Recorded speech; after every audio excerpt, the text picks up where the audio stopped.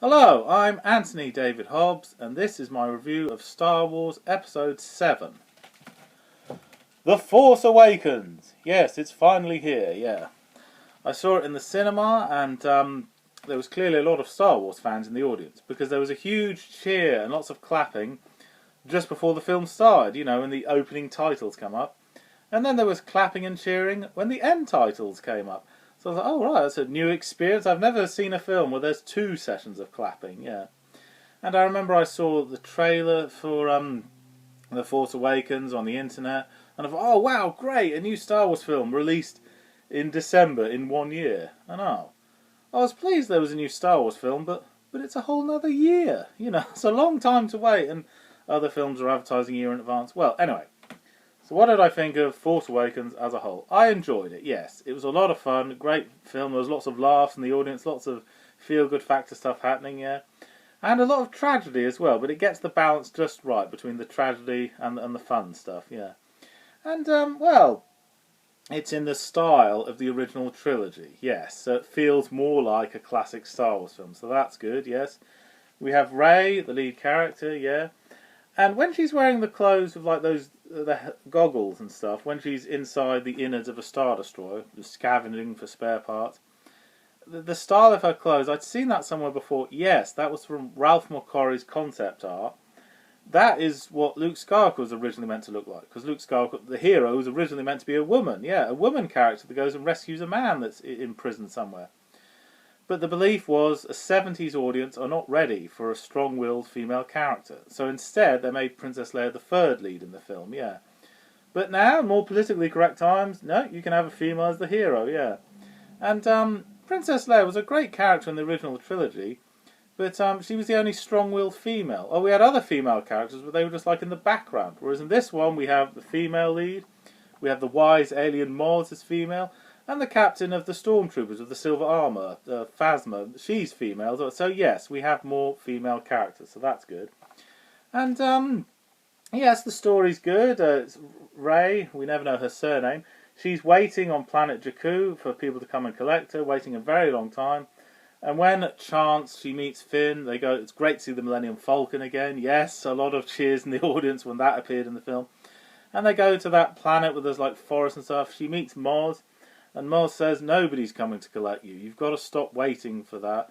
You've got to find your own destiny. Take control of your own life. So, a bit like a coming-of-age type film, yeah.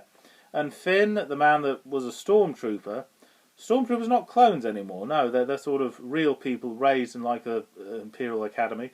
Although it's not the Empire anymore. No, they're called the First Order. Yeah, but it's very similar to stormtroopers. So, in other words, yeah, playing it safe, showing the fans what we expect to see, like a TIE fighter is only ever so slightly different, X-Wings ever so slightly different, and Stormtroopers ever so slightly different. Anyway, Finn gets a conscience late in the game. He sees the brutality of the Stormtroopers, sees them killing unarmed people. He sees the First Order for what it really is, and decides to leave. He's ashamed of what he is, and he wants to be a hero, yeah. And he joins the Resistance, not the Rebellion, the Resistance, yeah. He helps Rey to get away as well.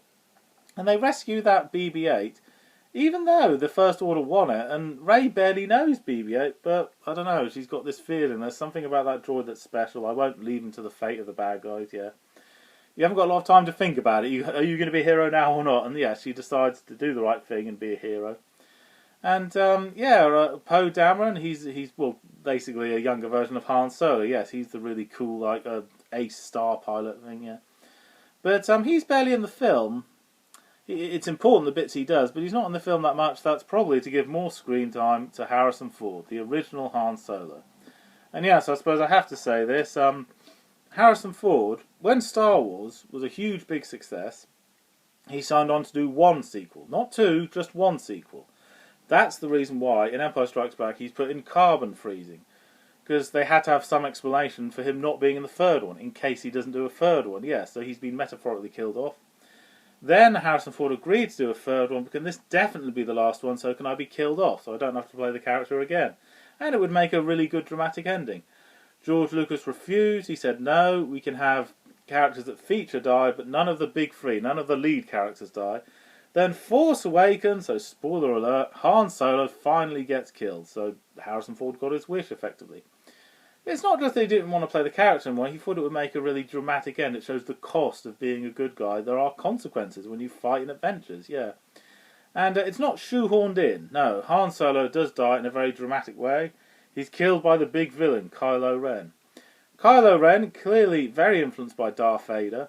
He worships the remains of Darth Vader. Says, yes, I will finish what you started. I'll be the greatest Sith Lord ever, yeah. And this creepy looking lightsaber he has here, yeah. And look at his hood and everything. He's like a devil worshipper in a cowl or something. Yeah, he's really creepy, yeah. But when he slices the control panel thing, when he has a temper tantrum, yes, he's like a whiny little brat, yeah. And when he takes his helmet off, he's not scarred. He has an ordinary face. Well, it's just to make him look more menacing wearing the mask. Because, yes, he clearly admires Darth Vader. And although he's a grown man, he's like conflicted, confused, doesn't know what side to choose. He's really messed up emotionally, yeah. And his force choke hand, he does that a lot. And he can stop a laser beam in midair. Yeah, so that's something we haven't seen before. And yes, it did genuinely shock me when he kills Han Solo, and for more dramatic effect, Han Solo is his real father. So a bit of role reversal there. The father's the good guy, the son is the bad guy, yeah. Now, Darth Vader would never sink that low. He'd never kill a relative, whereas Kylo Ren does. He's more evil than Darth Vader, if that's possible, yeah. Yes, there's no limit to how low he'll sink. This guy is beyond help. Some villains can be helped, some can't, yeah. Okay, nitpick time. Rey is a great character, yes, but she's a wannabe hero living on a desert planet, like Luke Skywalker. We have a space station that destroys planets, like the Death Star. And in Return of the Jedi, when they destroy the Death Star, they have to destroy a shield generator, then get inside to the very core. But Starkiller Base, it's destroyed in the exact same style that the original Death Star was destroyed. They're making no effort to make it any different, yeah. Now, I think they're playing it safe, but no, it's not playing it safe, it's silly, because the fans wanted a Star Wars film in the original style of Star Wars, right? They did not want the exact same story as one of the original films. No, J.J. Abrams has misinterpreted the facts there, yes. We want it in the original style, but we want an original story, yeah. So when they do the new one, Episode 8, I hope it's not just a rehash of a story we've seen before. No, let's see something totally different. Not a desert planet, not a snow planet, like, I don't know, a mountain planet or an Everglades planet, and have totally new characters, new situations, new problems happening, yeah. Make it in the original style, but make the story different to what we've seen before, Don't tell the same story again, yeah. So, in other words, Force Awakens had great potential, but a few bits and bobs could have been a bit more original, yeah. And I suppose I have to say it. Rey is, we don't know her surname, so we've no idea who her parents are. A lot of unanswered questions in this film, yeah. Well, some fans have speculated, is she the daughter of Luke Skywalker? I think no. Make her the daughter of totally new characters that we've never seen before. I'm sorry, I'm just fed up with all this everyone's related to each other. It's not much of a twist anymore. It's silly because it's too much of a coincidence. So yes, I want totally new characters to be her family, yeah. So, and yes, Luke Skywalker, a very brief appearance, but yes, the mere presence of him was very, very dramatic, yeah. So in other words, it has potential, just make stories a bit more original.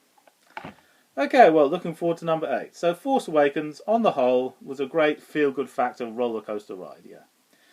Okay, thank you for watching. I'm Anthony Hobbs, and I'm never bored.